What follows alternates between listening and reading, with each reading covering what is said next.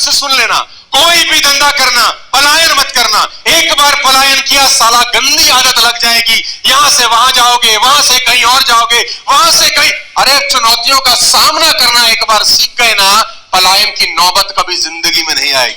कठिनाइयां पलायन करेंगी, प्रॉब्लम पलायन करेंगी, चुनौतियां पलायन करेंगी और दूर से ही देख के घबरा जाएंगी, साला कहीं चला जाना, इस पे ना जाना, ये निपटा देगा। आपको क्या लगता है जो लोग कामयाब हुए हैं उनको चुनौतियां नहीं, और हर आदमी भागना चाहता है। वो अर्जुन को देखो कि बीच लड़ाई में, लड़ाई शुरू होने की है, उसके बीच में कह रहा है ना, कुरुक्षेत्र के युद्ध में सब तैयार हैं, दोनों सेनाएं आमने सामने खड़ी हैं, सब घर बार छोड़ के आए हैं, और उसके बीच में कहता है ना नहीं लड़ता। क्यों नहीं लड़ता? अपना तर्क है उसके पास भी। जो पलायन करते हैं सबके पास साला कोई ना कोई तर्क है, और जिसका तर्क सुनो लगता है बात तो ठीक कह रहा है। अर्जुन भी बात ठीक कह रहा है, अपनों को मारना पड़े ऐसा राज्य मिले तो क्या करना है, इस राज्य का पलायन करना है, छोड़ दो, नहीं लड़ना, नहीं चाहिए राजपाट। ऐसे में एक बढ़िया अपलाइन का होना बहुत जरूरी है। ऐसे में एक बढ़िया कृष्ण के अलावा कोई और अपलाइन होता तो शायद अर्जुन पलायन कर जाते,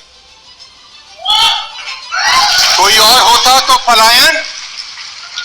वो तर्क ही ऐसा दे रहा है, आपकी टीम में कोई पलायन करेगा तर्क ऐसा देगा, आपके पास जवाब ही नहीं।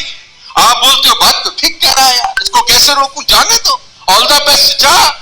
लेकिन भगवान कृष्ण ने अर्जुन को यह नहीं बोला जा, भगवान कृष्ण ने अर्जुन को यह बोला कि यह टाइम है ये बात करने का, पहले क्यों नहीं सोचा बे? तेरी वजह से कितने लोग घर बार छोड़ के आए हैं, कम ऑन। तेरी वजह से बहुत सारे राजा लोग आ गए हैं लड़ने, उनको क्या मुंह दिखाएगा? वो तो घर जाके बोल के आए हैं कि या तो मरेंगे या मारेंगे, धर्मयुद्ध है, लड़ेंगे। और आज तू अगर भाग गया तो वो घर जाके क्या मुंह दिखाएंगे? ऐसा ही मैं तुमको बोलता हूं, ये जितने सामने बैठे हो काले कोट में, तुम्हारी वजह से साला बड़े सारे लोग घर बार छोड़ के आए हैं, तुम्हारी वजह से बहुत सारे लोगों ने नौकरियां छोड़ी हैं। अभी पलायन का रास्ता नहीं है मेरे दोस्त, ये पहले सोचना चाहिए था, आने से पहले। इतिहास उनको कभी इज्जत नहीं देता मेरे दोस्त जो बिन पैदे के लोटे होते हैं, याद रखना मेरी बात। उनकी इज्जत होती नहीं है, इज्जत उनकी होती है जो अंगद की तरह पैर काट देते हैं, कठिनाइयां कुछ भी हो साला फिर से खड़े हो जाते हैं और अपना बिजनेस बड़ा कर लेते हैं।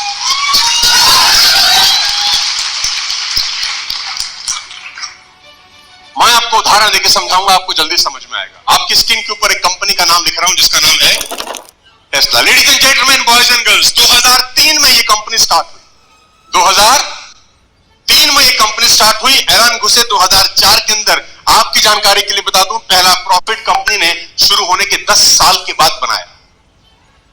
टेस्ला का पहला मुनाफा 2013 में हुआ और कंपनी शुरू हुई 2000। क्या टेस्ला के मालिकों को भी पलायन कर देना चाहिए था? अरे 10 साल हो गए यार, 10 साल हो गए, छोड़ दो यार, नहीं हो रहा तो कुछ और करते हैं। नहीं, इन लोगों को अपने ऊपर भरोसा था, अपने आइडिया पे भरोसा था।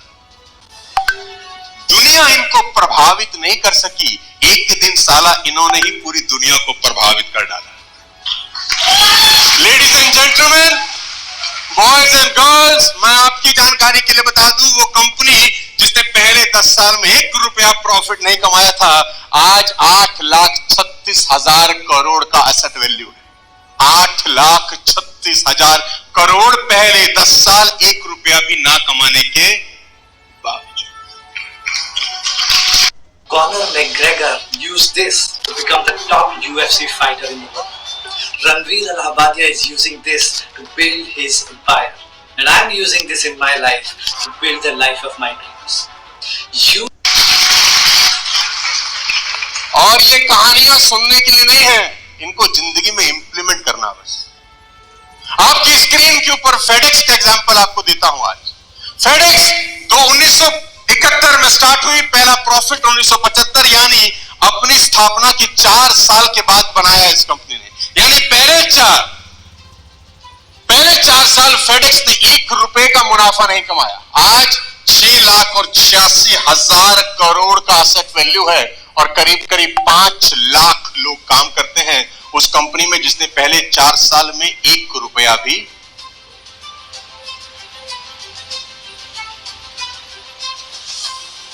बड़े लोग यूं ही साला बड़े नहीं हो गए, शेर का जिगरा लेके आए थे, अपने काम पे भरोसा था। ऐसा नहीं था कि 4 लोग पिन मारे तो साला गुब्बारा ही फट के हाथ में आ जाए। लेडीज एंड जेंटलमैन, अमेज़न 1994 में जेफ बेजोस ने स्टार्ट किया, 9 साल तक 1 रुपया नहीं कमाया इस आदमी ने। पल्ले से लगाता रहा, उधार मांग के लगाता रहा, पहले 9 साल 1 रुपया नहीं कमाया। 2003 में स्वाद चखा, आज 41,60,000 करोड़ का ब्रांड वैल्यू है।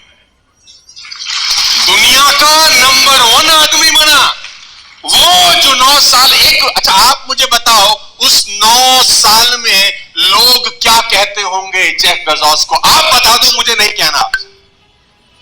उस 9 साल में कौन ऐसा होता होगा जो जेफ को बोलता होगा, जेफ तू कमाल कर रहा है, हमें तेरे पे पूरा भरोसा है, लगा रहे। लोग इसकी चड्डी में बम नहीं एटम बम लगाते होंगे।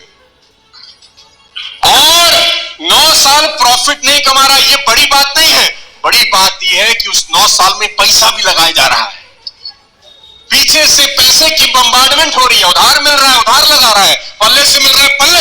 एक बात का भरोसा है कि मैं जो आइडिया लेके चल रहा हूं, एक दिन साला दुनिया पे राज करूंगा, एक दिन राज करूंगा।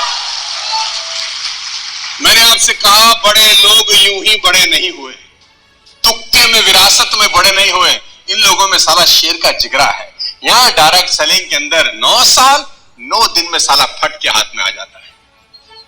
और मजे की बात तो यह है कि लगा भी साला कुछ नहीं। तुमको पैसा क्यों आना चाहिए? ऐसा कौन सा कांड किया है कि आ जाए? ये है वो लोग।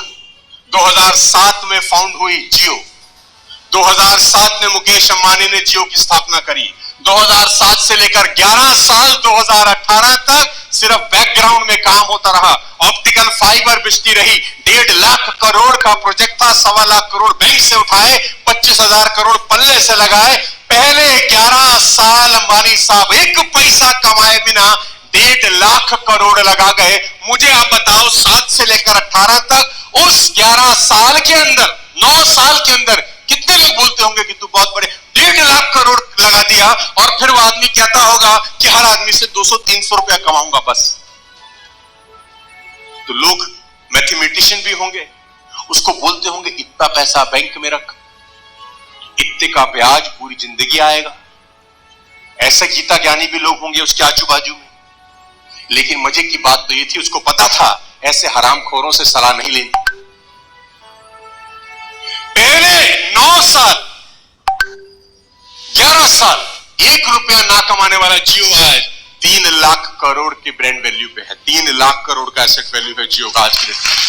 $38 बिलियन, 3 लाख करोड़। आईपीएल क्या, जियो सिनेमा क्या, हर चीज में घुसा है। 2 साल तक तुमको फ्री दिया है।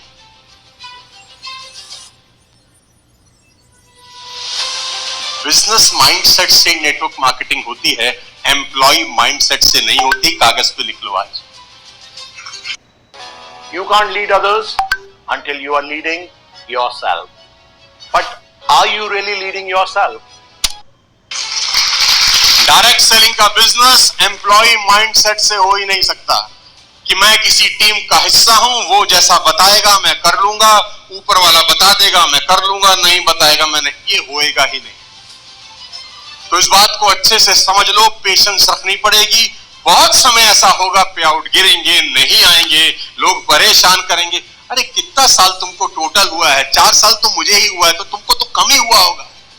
और तुम्हारा लगा क्या है बे? जितना पैसा लगा है उसकी तुम पूड़ियां तल के खा गए राइस ब्राइन में, कमीनो। तुम्हारा पल्ले से क्या लग रहा है? इनका पल्ले से 10-10 साल लगे हैं और अंधा पैसा इन्वेस्ट हुआ है। इन सब में एक ही बात कॉमन है। ऐसे दर्जनों एग्जाम्पल आप गूगल पे जाएंगे तो आपको मिल जाएंगे। मैंने कोई हैरान करने वाली वाली चीज आपको नहीं बताई, आप भी निकाल सकते हैं। इनमें एक ही समानता है कि इनको इनके डिसीजन पर भरोसा था। इन्होंने जो डिसीजन लिया ना, उस डिसीजन पे ये चट्टान बन के, तो आप सबने भी ना 6 महीना 2 महीना 1 साल 2 साल पहले एक डिसीजन लिया होगा वेस्टेज में आने का। कम ऑन, मैं कह रहा हूं कुछ मत करो, अपने डिसीजन की लाज बचा लेना, बस आपका ही डिसीजन है। ये चुनौती तुम्हारी है मेरे दोस्त, क्योंकि तुम जिस बिजनेस में हो ना, हर चौथे दिन कोई सिचुएशन ऐसी बनेगी कि मन करेगा कि छोड़ दे। तुमको क्या लगता है 22-23 साल में हमारी जिंदगी में कोई सिचुएशन नहीं आई हो? ये 30 के 30 साल हनीमून पीरियड रहे होंगे? नहीं। लेकिन हमको एक बात पता थी कि चींटी के आगे कितना भी अवरोध पैदा कर दो, वो रास्ता बना ही लेगी जाने का। चींटी जा रही हो ना, आप रखो उसके आगे कुछ भी रख के देखो एक बार, मैं दावा दे सकता हूं वो वापस नहीं पलटती। पेंसिल रख दो, सारा पेंसिल के ऊपर से निकल जाएगी। हाथ रख दो, हाथ के साइड